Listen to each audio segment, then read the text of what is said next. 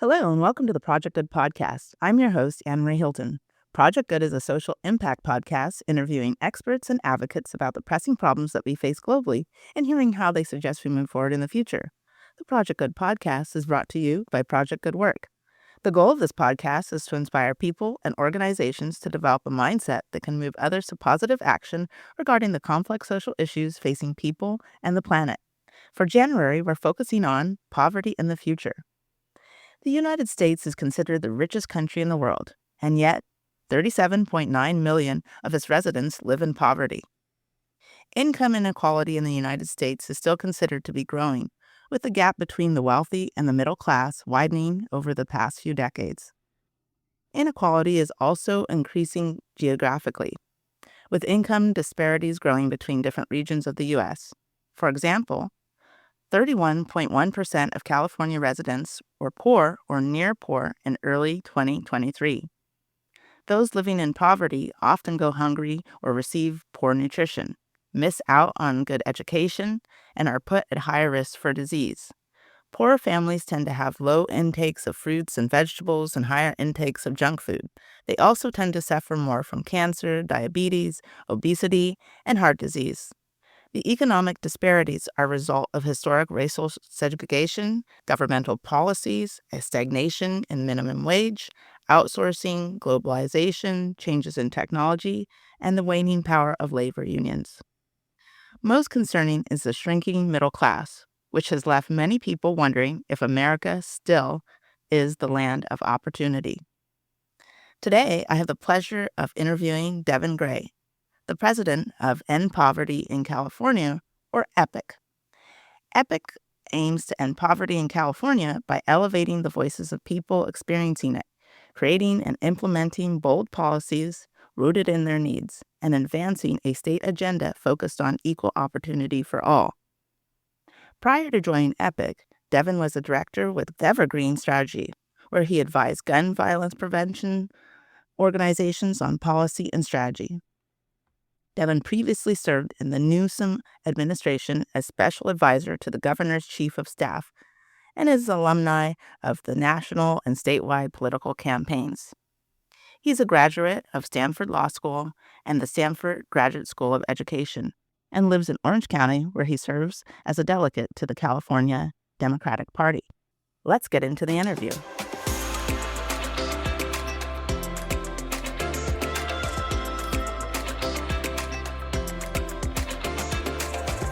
Over 4.1 million Californians, including 1 in 10 people and 1 in 10 children, face hunger.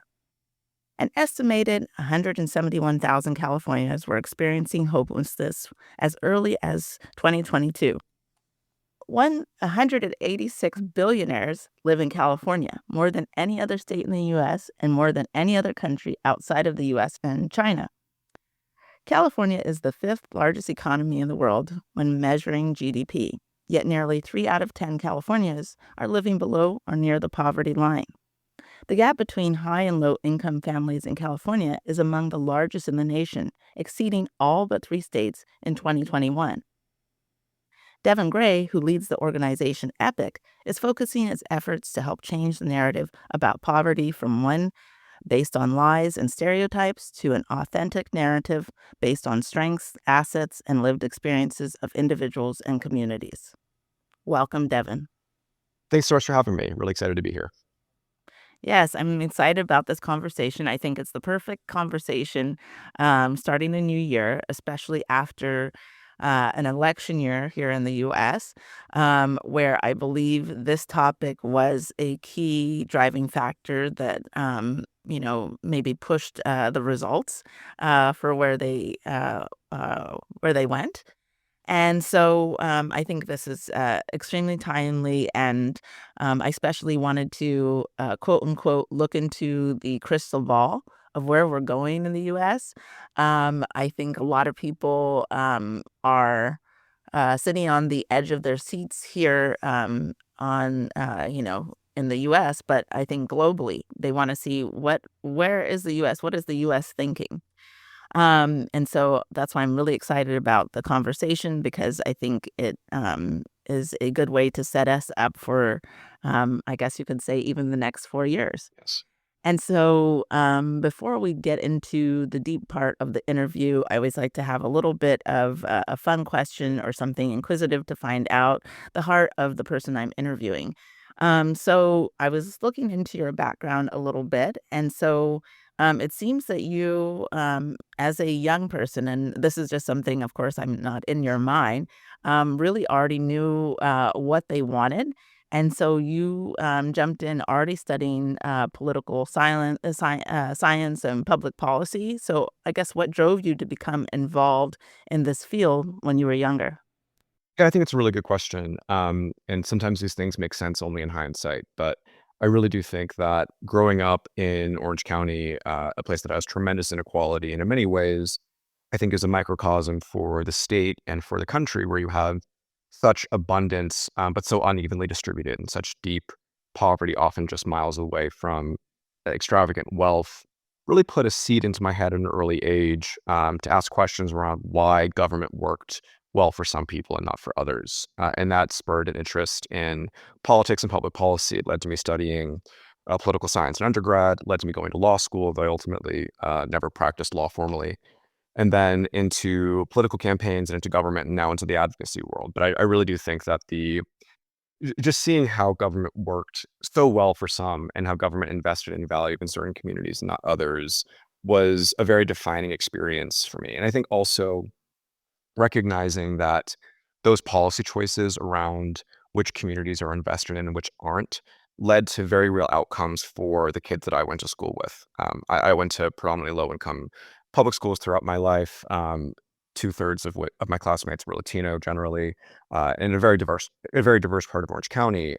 But again, you could see how a ceiling was placed on so many kids that I grew up with, who experience poverty. And obviously that tracked with racial lines, with status of their parents in terms of immigration as well, and how kids who grew up in the gated communities on the other side of town had a real floor, where no matter how many mistakes that they made, or how well they did in school, there was always going to be a safety net from them that came in the form of familial wealth that guaranteed that no matter what they did, they were always going to be okay. So I think that really shaped my worldview in a pretty profound way and led to the career choices that I've made. Wow, so I would say you had a lived-in experience Definitely. Yeah. and being able then to kind of, I guess, be an observer even though you were, also intimately involved in the experience, um, and to then, push yourself so much to, wanna be a change maker. Yeah, I would It's say so. amazing. Yeah. Mhm. Yeah, I think that's well said. And so, I guess one of the things, obviously, right now, I guess there's mixed feelings, right? So, I'm going to go from kind of a global perspective and then jump into the U.S. Mhm. So, from a global perspective, the other countries that are, maybe not the U.S. and don't have such a strong GDP, look at the U.S. as like, I would say in some ways, like, why are those people always whining? Yeah. Right, right, so they're I think sometimes they would say, like, they don't know what real struggle is, so, then when we're talking about poverty in the US, I think it's a sensitive topic when it comes out from a global perspective, but then to, know that there is, I guess you would say there's 2 types of poverty, right? There's, kind of a relative poverty, and then there's the, I guess, a poverty that we all know, like, your when we see sad cases is famine, where, either from political reasons or there hasn't been rain for, years or something like that, and the people are starving to death, right? So when we come in to define what is, I guess, what does poverty really look like in the US, and what does it look like since you specifically reside in California? Yeah, I mean, I think it's a really good question because, sort of to your point, there are so many different ways for us to measure poverty, and even within the U.S. and even within California. advocates and folks in government rely on a range of metrics. But I think simply put, I define poverty along two main verticals. The first is just simply not having enough consistent income to meet the basic costs of daily life. And that is, I think, a good explanation as to why in some countries that might have lower GDP and maybe lower median income, the cost of living is such that folks are able to live comfortably and meet their basic needs. And you see that yielding things like disparate life expectancies, where folks in the US who were lower income often have lower life expectancies than folks in middle income countries, just by virtue of the fact that people here struggle to meet basic needs because things are pretty expensive, relatively speaking. And then the second vertical, and I think maybe even the more interesting one, is not having enough wealth or assets to be able to achieve real economic security such that you can exercise real choice in the economy and are protected against economic catastrophe. And the caveat that I would add to that is when we're thinking about the guarantees that you have in the economy that the government can provide, well, in the US, our biggest safety net is oftentimes our wealth, which is so often tied up into property ownership. But in other countries that, again, might have lower per capita GDP, there's a much more robust safety net. And there is a protection against poverty from that because their governments have made choices to protect people against economic catastrophe by virtue of a robust public housing network or cash subsidies that protect people if they lose their jobs. So I think when we talk about wealth and assets, it's not just about your equity in your home or the amount of money in your 401k. It's also what are the safety nets that the government's going to provide for you to make sure that you don't fall below a certain living standard. Yes, and so I guess, and this, I guess, is the thing that was kind of on the election. Yeah.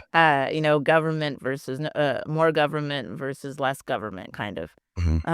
And so, in I guess the situation that we are in, and I think, obviously one of the biggest effects that, um, uh, you know, not only hit here but globally is that the pandemic, whether people want to, believe it or not, it has extreme aftershocks Yes. still. And so, we're now 5 years out from 2020, and we're still experiencing, and I think we expected, unless we were totally clueless, that there were going to be consequences for having that experience. That's what I'll just call it, experience. um, and so now we find ourselves in, I don't know, if this was, I'm sure from, if I was an economist, this was probably one of the, scenarios that was looked at that could have played out. And so now, are we in a scenario that you think is going to be possibly getting worse? I think so by virtue of, I think, the policy choices that we're going to be seeing over the next couple of months, if not weeks. And I look to the new Congress that was sworn in today and the president that's going to be sworn in a few weeks. And we know what the priorities are going to be for Republicans in Washington. And it's basically going to be to continue to redirect wealth away from the middle class and towards the 1%. And the chief priority for Congress going into this year is going to be the renewal of the Trump tax cuts, which took place in 2017, which are set to expire in 2026, so next year. And it's going to be a priority for them to renew it for another 10 years. And for folks who don't know, the tax cuts that took place back in 2017 essentially were a massive cut on households making over $400,000 a year and a big reduction in the corporate tax rate down to a flat rate of 21%. And what's the shame about it all is that it's going to grow our deficit by over $4.5 trillion. And instead of investing in families through an expanded child tax credit, or in low-wage workers through the earned income tax credit, or in childcare subsidies to help families, we're going to see the trends of wealth being directed away from the middle class and towards the top end continue in a more fervent pace. So I think that when we're sort of contemplating the results of the election and the economic insecurity that people are feeling, which I think is justified, because we have eyes and ears, and we know the statistics, and we know that poverty is still unacceptably high. I think the sad irony is that the election outcomes, which I think many correctly viewed as a rebuke of the status quo, are probably going to exacerbate the challenges even further. Hmm. I have to go. for a little Depressing, bit there. sorry, but I think but we've got to be sober about what we're up against there, right? And I think it calls upon us to tell a better story about what's happening in the economy, because I think working families are being robbed blind at the moment. And if we're not telling an effective story, it allows space for demagoguery to have the blame be shifted towards immigrants, towards poor people, towards communities of color in a way that we've seen obviously weaponized for many decades, if not centuries now. But it's a shame that we've not been able to correctly identify the villains in the story. Yes, and I guess, I'll just jump to the thing that everybody always wants. I guess if you were going to give a list of what would you say are maybe top solutions that we could work towards? Yeah, absolutely. I think I think it probably requires us to identify a lot of the causes of poverty, which I think in California are really not terribly different than the rest of the country.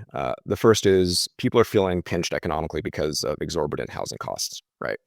In California, that's particularly true. And it's the reason why California, when adjusting for cost of living, has the highest rate of poverty of any state. It's because we don't build nearly enough affordable housing. We frankly don't build enough housing at all income levels. And one of the things that I was really pleased that the Harris campaign, at least going into the November election, was discussing was a massive expansion of our housing supply to ultimately drive down costs and make homeownership more feasible for middle income Americans. That's the first thing we need to do. And luckily, that's something that can be done at a state and local level. It doesn't require federal action, though it would help, obviously, to reduce some of the restrictions on building housing. I think the second is strengthening our safety net. We leave a lot of money on the table because programs like TANF, which is temporary aid for needy families, it's our nation's welfare program that is distributed to states, is often very difficult to access, and our uptake rates nationwide hover around 50%. So it's billions and billions of dollars that we don't have access. But further, expanding the types of safety net programs and tax credits that worked successfully during the Biden years. The child tax credit, which was part of the American Rescue Plan in 2021, saw this tax credit, which gave direct cash aid of $3,000 to $5,600 to middle and low income families across the country. Remarkably successful program that cut child poverty in half in a single year. That was ultimately not renewed by congressional Republicans and Joe Manchin, unfortunately, the following year. And the catastrophic part of it was that we saw the single largest one-year increase in poverty in American history once this program was rolled back. So I think it's something that we can focus on, hopefully in a bipartisan way, because the results were so successful back in 2021 for reducing poverty. And then finally, I think the earned income tax credit expansion is also really important. I doubt it will be a priority of Republicans in Congress, but it is a really effective tool for putting more money into the pockets of low income workers. Now, I guess, essentially getting, our safety nets up and getting more money in the pocket of people to, not only do daily lives, but to, I guess, fuel the economy. And one of the biggest things, um, people, I'm sure you get this question a lot, is that, uh, just creating, yet another program. um, you know, why can't we ever get to, I guess, is it just because nobody wants to? This is gonna sound maybe, uh, I guess, I'll just say a little, whoopsie-daisy or immature, a little bit for the question. But, why can't we, just get to solve the solution? Is it because everybody wants to, I guess, quote, unquote, "play the game" and keep, such a inequality disparity to be a winner? Yeah. I guess, you just say yes? Yeah. Yes? Is this a Yes. game? Okay. Um, Okay. Mhm. we allow for these policy choices to take place because first off, a lot of people benefit from poverty. There's a lot of money to be made in large swaths of the American public and folks in California in particular, not having enough to meet basic needs. It's very profitable for certain industries. I don't believe it's profitable for the economy writ large. I think we all suffer in the aggregate, but there are certainly vested interests that spend political money that benefit from the status quo. But I think another piece of this really is the set of underlying beliefs ex- that people use to explain why poverty exists and why it applies to some communities and individuals and not others that make it challenging to make the kinds of policy changes that we know will work. And what I'm getting at really is a foundational belief that many people subscribe to, that poverty is at its core principally an individual failing, that people are poor because they've made bad choices or because they're not smart enough or because they've done something morally corrupt or they're lazy or whatever it might be.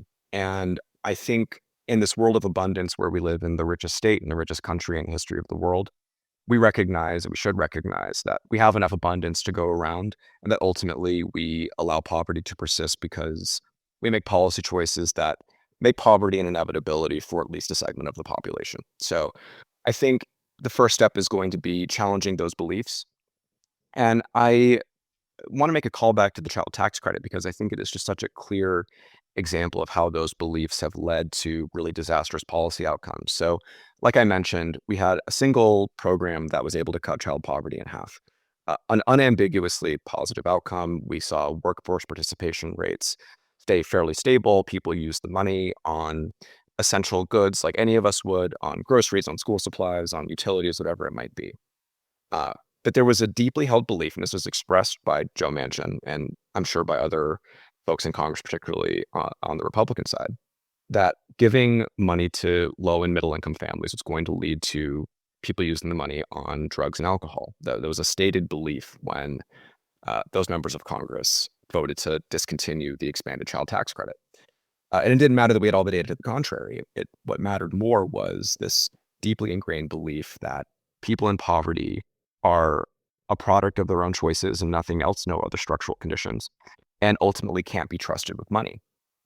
And it's just such a shame because it just demonstrates that the story that we tell is oftentimes far more powerful than the data that people get to see, which was unambiguously positive and should have made it a slam dunk that we continue programs like the child tax credit. So I think if we're being honest about what we're coming up against and why poverty is so entrenched, it really is those underlying beliefs that make it so hard to beat. This makes me want to scream a little bit and say, I get tired when I go to the grocery store now. Everybody always, like, strangers come to me and they're like, look at the eggs. I'm like, I'm sick of hearing about the darn eggs. Yeah. Well, I mean, but that's another good example though, right? Like it's Everybody talks about these eggs. I'm like, I don't want to hear any more about the eggs. They keep going up. I don't know. The chickens haven't changed that I know. well, but it's such a good illustration though of I think our failure as advocates to tell an effective story about how corporate greed how it operates, right? Like I think there is this deeply ingrained belief that the economy is this entity that is essentially like a deity, right? Like it exists without individual agency. It's this God that rules all of us, and it's bound by laws of nature that human choices can't impact. Um, and when we have this belief about the economy and this belief that, or we've at least not seeded the belief that corporate greed and profiteering and price gouging is a very common feature of the economy, uh, the response that people have towards egg prices being higher is not, wow, these grocery store folks are really trying to rip me off. The conclusion that they draw instead is, well, it just must be inflation due to all of the social safety net spending that we're doing, or because of immigrants, or whatever it might be. And so I think the pump hasn't been primed sufficiently by folks on our side of the debate for the average American to identify price gouging as the main culprit behind rising egg costs rather than people blaming individuals or the government's social safety net spending. Yes, you said something in that, and it made me I think in pictures, and I started to think of, like, I don't know if you're into, superhero movies or not. A little bit, yeah, Um, I feel like we need one now. right, But, I started thinking of the government of, like, like, the ultimate villain that everyone has, and maybe not even a villain, but that it has become, its own monster, that it just runs itself. That's how people have not seen that they are, I guess, a component of it, right, right? right, Like, yeah, obviously, there's millions and millions and millions of us here, right? But, I guess it's the old saying that, oh, John will take care of it. Right? Because it's so, I have my own problems. It's so overwhelming. I don't even know what to start. What is this thing even called? And does it really matter? I'm just a cog in the wheel, right? Right. And that, I think, you hit on a point that I think that has made the biggest shift maybe in what used to be um I'll just say the engine or the fueling power of what the US used to be. If we were going to take, I guess, the saying from MAGA, that I believe is what should be the thing of what used to make America great again, is that we lost that touch of individual, um, I guess you would say accountability, but not only accountability, but maybe motivation. I don't know if I'm using the right Yeah, or even like word, agency, or right? Like we have agency. control over Yes. over the direction the country goes. Yeah, I totally agree. Yeah, I'd also even say that some of this is by design, right? Like I think if you are part of a political movement that is hell bent on making government not work, um, it is in your interest to disempower people's in their beliefs that they themselves can make government work for themselves and their communities, right? And then you can make government really inefficient. You can make government ineffective in delivering tangible policy aims. And then your original premise that government is the enemy is proven true. So I think we have to be very aware and cautious of the challenges that we're facing because there are folks who are hell bent on making government completely ineffective because it serves their political ends and disempowering us from engaging in government work. Yes, and that's the real danger that is that I don't know if a lot of people, well, I guess I would say, a lot of people are asleep, gave up, or just, wanna do the ostrich and, put their head in the hole. That is the real, essence, is that we need to, if people really want, not only change, but want to get that spark back, because I think that is the thing, I think, that, is, I'm gonna use, I guess, emotion. That's the thing I think that's weighing the heaviest on people's hearts, is that emotion of, um, I guess, the lack of better term, of feeling like one nation. You're right. Yeah. Is it's gone. It's like, it's like a broken, family relationship, broken marriage. The love is waning, right? And, um, and people, they feel, a little bit, I would say, discouraged, but beyond discouraged, it's a heartbreak of, like, I guess you would say, a broken dream, right? Right. Yeah. No, I think Um, that's right. and so, you know, how we get, so the problem is so much deeper than just even, yes, policies and government is important, but to really get to, I think, the heart of the issue, um yeah, people need to have, like, a deeper, I guess, healing. And I don't know how, um, I guess, have you, and I know I just went a little bit woo woo, but, No, no, no, yeah. how, I guess, since you work at Epic, how do you, I guess, get that spark in people again? Well, I think it's through a couple of ways. I think one is showing up and demonstrating that there are advocates who are willing to come into communities up and down the state to be able to hear people's concerns and their ideas and solutions, and be able to elevate those and scale those statewide. And to date, I think we've been to 23 of California's 58 counties. We've been, from the Oregon border down to San Diego and a lot of places in between. And I think showing up both as folks in the advocacy world, but also bringing in elected officials, I think has been useful for really trying to hammer home the point that people have a voice and agency over the policy decisions that are being made on their behalf. I think that's really important. And then I think second, and perhaps even more important, is trying to provide a real platform for people to be able to tell their own stories and their own voices.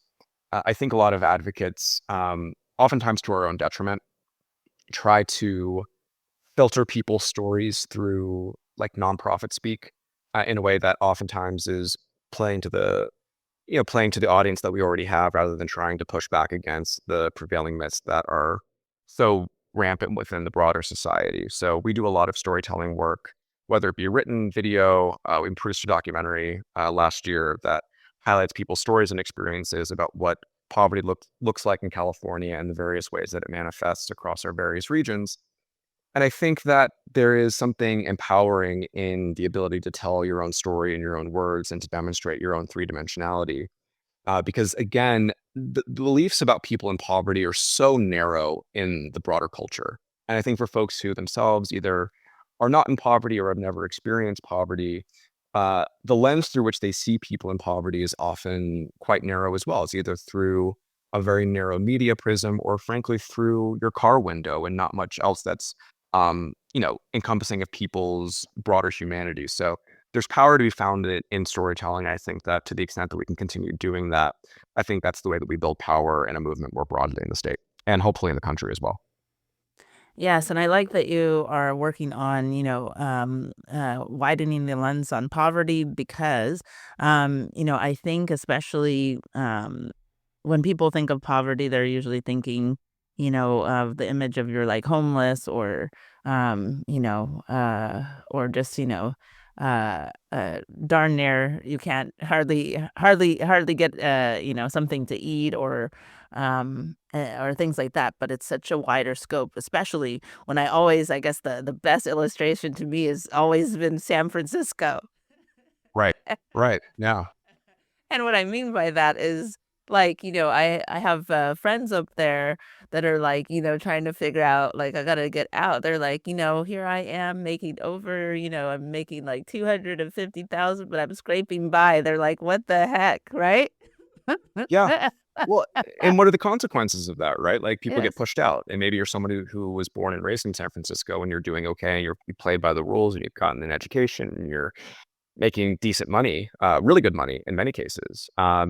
But we create economic refugees. And the spillover effect of that is, someone starts in San Francisco and they can only afford a place in Oakland. And then the prices in Oakland go up because San Francisco didn't build enough housing. And then people in Oakland get pushed out into Richmond and then so on and so forth. And then next thing you know, people are leaving the state entirely. So I think it's also a lesson that the local politics and the local policy choices have a spillover effect into the broader state and region even.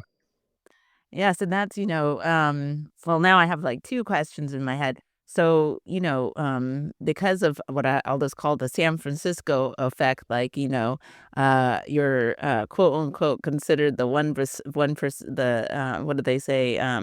The upper, oh, I forget what the term is, but you're like, so you're making lots of money, but you're just still, in the rate of poverty, because you can't afford like, a place to live. You can't, darn near afford groceries. Like I even had one friend that he found that it was better for him to fly into work. San Francisco was cheaper than living there. Wow. Wow. 'Cause he's like, "I'll make San Francisco money," but he goes, I'll live, somewhere else," and he goes, "It's cheaper to get up every morning and do a commuter plane than live there." I was like, "That's really." That's unbelievable. I was like, "That's really bad." I was like, "What's Yeah, it's the" unbelievable. I was like, "What's the point?" He was like, "Collect and get out." Wow. Wow. That's really remarkable. Right, and so, so we've created this, like, it's, and I laugh because it's like, this is ridiculous, right? Like, when we think about that, right? Like, but also San Francisco is kind of, the hub of billionaires, right? Well, yeah, Yeah. I mean, you spend any time in San Francisco, you see just the most extreme inequality that you could ever imagine, right? You see people who are living on the street having, going through a nightmarish situation, and you look up and there's a Salesforce tower, right? And you have, billion-dollar tech companies um, basically running the city, which, uh, it's not to denigrate people's wealth, but the problem is that we're leaving so many people behind, right? And the middle and low income people have just been pushed out. And there are so many people who I know who are in places in the Bay Area. They themselves are San Francisco natives, but they just couldn't afford to stay in their own neighborhood. And it's just such a tragedy that um, folks have essentially kind of pulled the ladder up behind them because the home valuations in San Francisco have gone so far through the roof, and there's not been a political desire to build enough housing to make things affordable for folks because it comes at the expense of people who benefit from a supply shortage. It's a real shame. It's a real shame because it's a great city. I love spending time in San Francisco, but it just seems so impossible to live there if you don't have like literally millions of dollars to spend. Yeah, so now I'm gonna ask the question because, for people who are not in California, they're probably thinking these are interesting problems that these Californians are All complaining right. about, Yeah. right?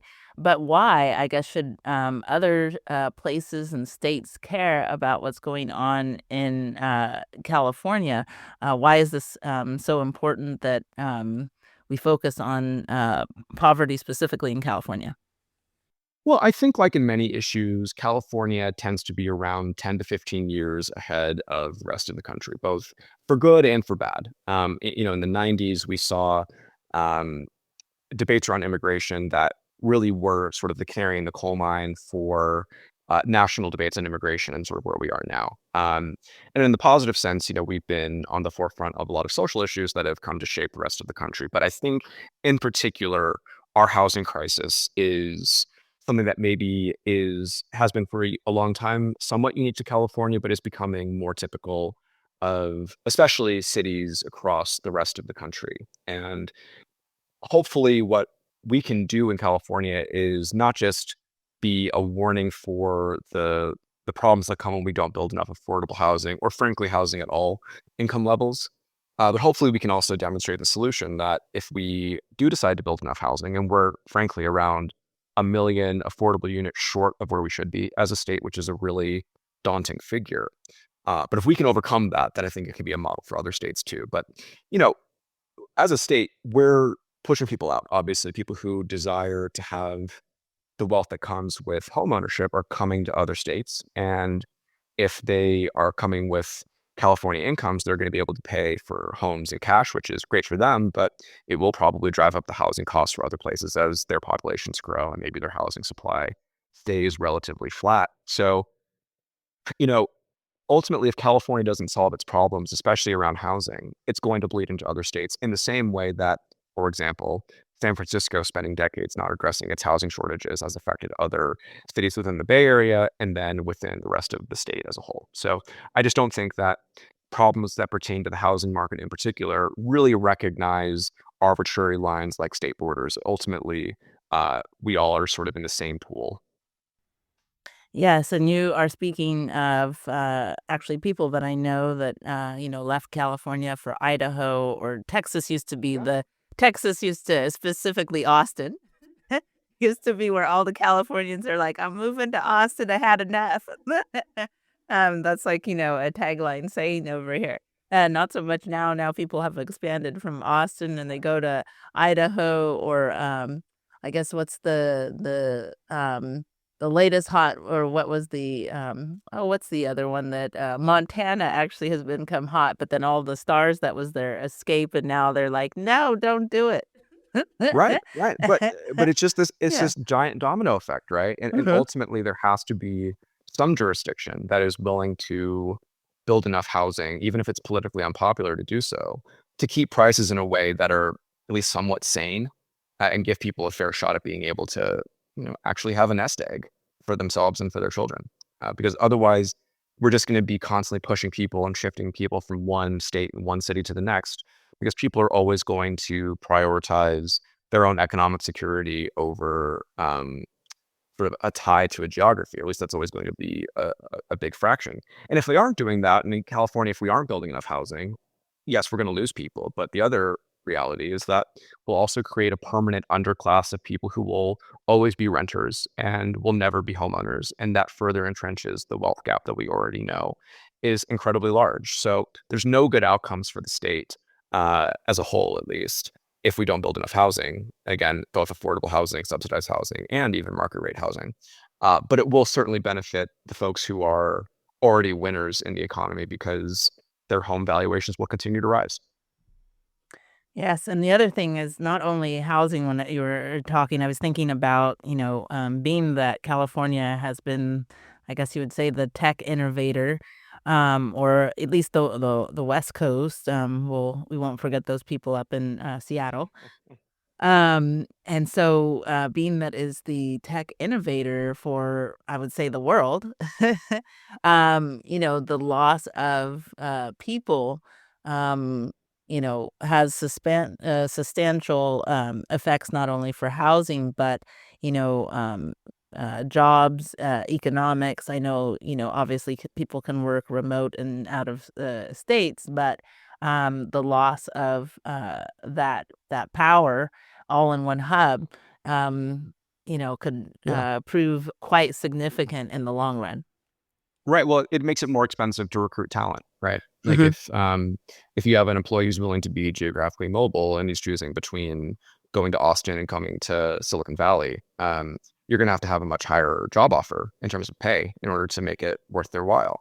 Now, granted, this is not to say that Texas is some paradise for homeowners. I mean, they pay a ton in property taxes, and frankly, it oftentimes doesn't balance out. But um, just the pure economics of it, you're going to have to pay more. And I think Silicon Valley already is this way. We've already seen the effects of this. Their salaries are obviously much higher than other places in the rest of the country because they have to remain competitive. But if we don't turn this around, it's only going to be exacerbated.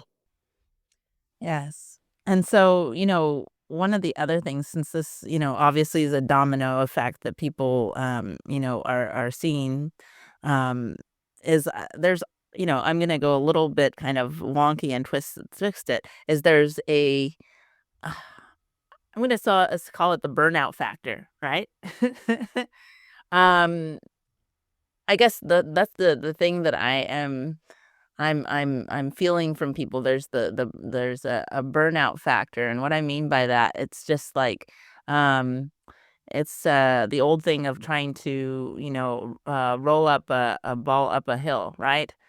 Mhm. And I think, I don't know, and I don't want to.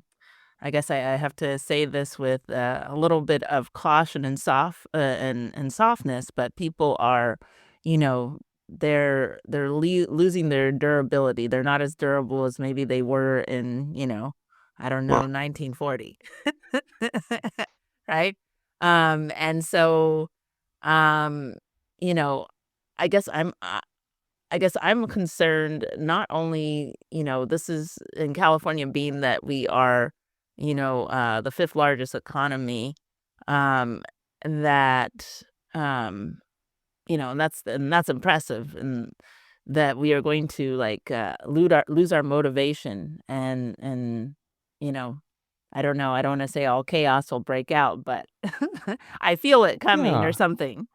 Yeah. Well, I think the burnout is real, and I think it's particularly real for folks who have a hard time envisioning a future of economic security, right? Like, I think it's really easy to find energy and motivation if the future is one where you see optimism, right? And there's some survey data that came out not too long ago, a couple weeks ago, that I think showed only a third of Californians believe that the American dream um, is still valid, is still viable.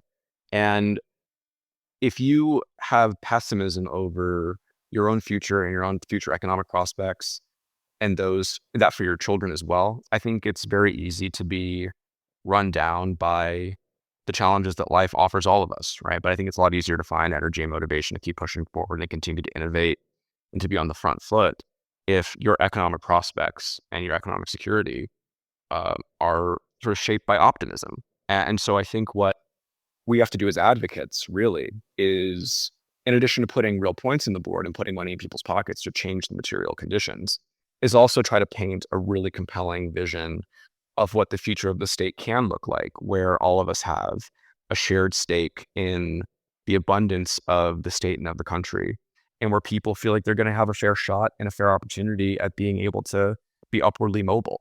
Because I think we're not doing that at the moment. I think that makes us very prone to not just burnout generally, but also prone to political disengagement and for allowing demagoguery to really dictate our politics in a way that ultimately is going to be counterproductive against the challenges that we're trying to face. Yeah. And then, when I think about California, the other thing is, I think, um, I don't know if the image is still strong, but the rest of the United States were always like the crazy Californians, right? So I guess we probably still are crazy out here. We're always they like our innovation, but they're always like, okay, that's what they're doing now. Um, and one of the things I think that makes us kind of, and I'll take out the crazy, but I'll say innovative, or the people who are willing to, push the envelope, is that we have a diverse population. Right. And so California, the thing that I love about living here, I live in Southern California, but it's still even Northern California, is there's so much, you can meet so many different types of people. And then, the state itself, like, I don't know a lot of states that you can, one moment be in the mountains, then go to the beach, then, swing by, get a taco, then go up to, a Michelin star restaurant in the evening. And, there's a lot of, it's just, there's a lot of, I guess, culture, diversity, and a lot of experiences that you get in just one place that I don't think can, you know, there's very few places, I guess, that you can do all of that. Right. Uh, Well, mhm, we have so mhm, many strengths, and so much intellectual capital, and so many, vibrant, powerful industries here. Our ability to tackle these challenges is not not by virtue of a lack of good things that we have going for us, right? People are always going to want to live here. And my fear is that the desirability of California somewhat insulates us from the consequences of bad policy choices, right? Because there's always going to be demand to live here because it's awesome in so many ways. I love being from California. I'm really proud of being from California. Um, but I think about, what happens when in other places that aren't maybe as appealing on paper, if they screw things up and make it not viable place for the average person to live, people vote with their feet in a really obvious way, right? Uh, but in California, that's probably not the case, right? Like people are always going to want to be here because it's great for so many reasons. And my worry is that we sometimes get shielded from the blowback and the consequences of a failure to address people's real needs and real challenges because people will give us a long leash. And I don't think we should take that for granted. And my worry is that we're going to eventually push people to their breaking point where they say, you know what, I love living near the beach. I love having access to diversity and a variety of cuisine and everything else and great public universities and whatever it might be. But ultimately, I need to be able to buy a house. So I'm going to move to Boise and I'll sacrifice all those things because ultimately my economic security and that of my kids is more important than the great features that California has to offer. So I just really don't think uh, we should take that for granted. That people are always going to um, that people will be pushed and pushed and pushed without eventually deciding to leave. Because again, we get a long leash by virtue of having all the great things that we have. But I would hate to see us abuse that goodwill. yes, definitely. Yeah, I call it you know, well, I have an internal joke that, especially here in Southern California, they're like, "Well, if we didn't do it today, we can do it tomorrow." That feeling. Or, "Go have a taco. You'll feel better." Right. Yeah. Yes, which is, And that works for that worked for some amount of time, right? It yes, worked for some yes, amount. yes, yes. But look, Yeah. eventually I was gonna get tacos too. I mean, they do, and that's how it'll go. Yes, yes. So yeah, so it's important that, all of us kind of, I guess, wake up, get out of this, Yeah. um, you know, uh, I guess we're, get out of the fog, I guess. and start seeing that, although yes, it is a wonderful place to live with so much that it offers, that we do have to do the hard work. Um, Yes. and so, because we really are in a dangerous situation that I don't know is going to turn around anytime quickly, because people here also like money, like everywhere Right. else. Yes. Yes. Yes. But yeah, no, my real worry is that even more broadly, in the national picture, if we aren't able to demonstrate that progressive politics can lead to really tangible, positive results for people, it's going to make it harder for us to achieve the kind of political capital that we need to take the big policy swings that could do something as radical as ending poverty across the state and across the country. I think we really struggle if we struggle to do the basic things well, um, it makes it harder for us to do the hard things, or at least even get a chance to do the hard things. So I think, as we're talking about what the future looks like, and what the future of poverty in America looks like, I think it's going to be incumbent upon those of us who, are on the political center left or the left, who are committed to ending poverty, that when we achieve real political power, that we're demonstrating tangibly positive results, because we have to earn people's trust, because I think we're starting from a predisposition that people have across the country that government is not always going to be a force for good, which is the bias that we have to overcome. So there's just real consequences, I think, nationally, if we aren't able to turn things around in California. It's not to say that we haven't made really big strides. We have, and I'm happy to talk about that. But if we don't ultimately, you know, make things more affordable for folks, if we don't change our status as the state that has the highest poverty rate out of all 50, if we don't make our safety net easier to access, we're not going to get the mandate to govern at a national level and to take big swings that we need to do. Yes. And so, what can the everyday, if you were give, I'll just ask for three, what can I guess, everyday Californian do to start working towards ending poverty here?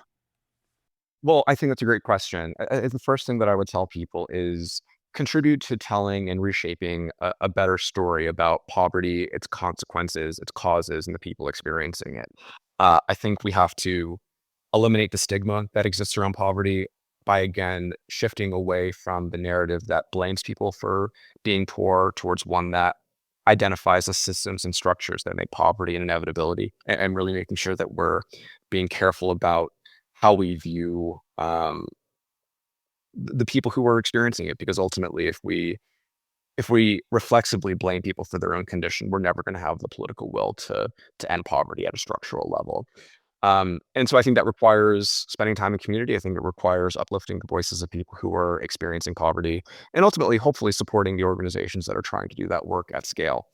And then I think, writ large, particularly with how people interact with government, I think we have to demand tangible results. I think talk is increasingly cheap when it comes to public policy, especially in California, where we talk a really good game and we're really good at espousing our values, but we're not so good at changing the material conditions for people at scale, at least. And so I think we have to demand really tangible results from folks, and not be bound to the belief that poverty is always going to be some feature of our economy. There is a belief, I think, that's very widely held, that poverty is an inevitability, and that there are always going to be some percentage of the population that experience it. I think we have to reject that out of hand. And I think that we have to demand better results from government, because at the end of the day, they're going to be the ones who have the power and the resources to put enough money into people's pockets to make poverty a thing of the past. And my hope is that generations from now, we'll be able to look back at the work that we're doing today and say, wow, I mean, it seemed inevitable that poverty would end. And hopefully we have the belief in the same way that we look back in the 1860s and think that, oh, it was inevitable that slavery would end because it's such an atrocious feature to have in society. I can assure you that historians would say that people in that era did not think that it was an inevitability, and that it required a lot of vision and political will and fight to end an awful institution. I think we have to have the same vigor that abolitionists did back then towards abolishing poverty today. Yes, well said. And my last and final question for you Yes. is going back to Epic. And so now it is 2025, and obviously we just have we have a I'll just call it the changing of the guard coming up. Yes. And so um what would you say? And I don't know if you're uh waiting to see how things unfold in the first quarter, but what would you say is going to be one of the main focuses in 2025 for Epic? Well, I think it's gonna be a little bit of wait and see to a certain extent because I know this for a fact that the state and the legislature and the Department of Finance, who set the budget every year, are really trying to make sure that we set some money aside to be able to protect the most vulnerable Californians from any action that the federal government might take, um, particularly for immigrants. And there's going to be a lot of money set aside for engaging in litigation against the Trump administration. That's all well and good. It does make our fiscal picture as a state a little bit more challenging than we were hoping for. But that said, the thing that we're focusing a good bulk of our time on is the state's first and nation's largest baby bonds program. It's a program that we got passed a couple of years ago that sets $100 million in one-time funding aside and $15 million ongoing funding aside to create state-funded trust fund accounts of around $4,500 for around 60,000 young people in the state who are principally either folks who have been in long-term foster care or children who were low income and lost a parent or guardian to COVID during the pandemic. They will each get a baby bond starting sometime within the next 12 months, which is really exciting. So we're doing a lot of work with the state, with the treasurer's office, and other advocates and local partners to make sure that that program hits the ground running next year. So that's a really big development because when we're talking a lot about wealth and assets, this is how we cut the racial wealth gap. It's by seeding wealth in the communities and the individuals who have been systemically disinvested in. And I think both foster youth and kids who have been COVID bereaved are a really good place for us to start. Obviously, the hope is over the next decade or so that we can expand that program to include all low-income Californians. But at the very least, I think this is a really interesting place for us to start, and it's a tangible impact for the around 58 to 60,000 kids who will be recipients of those funds. So it's a really big win for us and for folks who believe in asset building and for direct cash aid for folks who are the most vulnerable. And we just have to make sure that the program hits a home run because it's a really good opportunity for us to demonstrate that investing in people as a state is not just symbolically valuable, but is good for all of us in a really tangible way. I absolutely love that because not only, of course, you're helping children and young people, but it is something that everyone, not only in California, but the planet can relate to because we Yes. all went through that tragedy. And so it is, I guess, the perfect demonstration of, how poverty, it hits exactly what you were saying, that it takes off that, I guess we'll say stereotype of what people think poverty is because, at least we didn't know that, we were going to be having this invisible disease that would come in and wipe out, millions of people and leave us all locked up for years. Right. Um, Right. so, that itself should,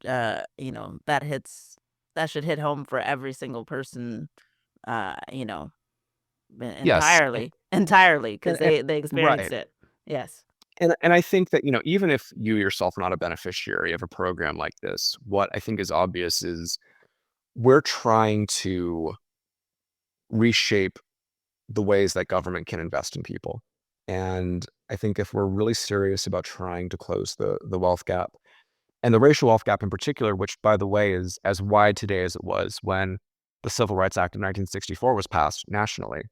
The way that we do that is by providing types of investments and nest eggs that rich kids and middle income kids probably take for granted, which is, a nest egg of cash that people can access to build wealth, whether it be start a business or to start to save money for a down payment for a home or startup capital or money for higher education. Those are the kinds of assets and tools that rich kids have easily, right? And if we're able, and it's how they're able to build wealth starting at a very early age. And if we're able to start that process for the most vulnerable kids, which in this case are kids who don't have parents, right, which is how most of Mm-hmm. us receive any sort of wealth or a leg up. I think it's really, I think it's a really powerful demonstration of what government can do. And I expect that it'll go really well. And I have no doubt that the results of this program will differ from the other kinds of baby bonds programs around the country and the guaranteed income pilots, which is slightly different, but a similar philosophy that we've seen that started in Stockton and have been proliferated throughout the rest of the state and the country that show unambiguously positive results for the people who receive those kinds of investments. So I'm really excited to see where it goes, and I'm really excited to be able to have it be a test case that can be expanded to even more low-income kids around the state and around the country. Yes, love it. Thank you, Devon, for your time and insight. To learn more about Devon Gray and End Poverty in California, go to endpovertyinca.org. Once again, go to endpovertyinca.org. If you have a passion for an unserved community, a social justice problem, or want to change minds, contact Project Good Work at projectgood.work to start your project of change today. Subscribe to our mailing list at projectgood.work/subscribe to get our episodes and blog articles sent to you each month. To our listeners, thanks for tuning in to Project Good, where we're focused on what matters.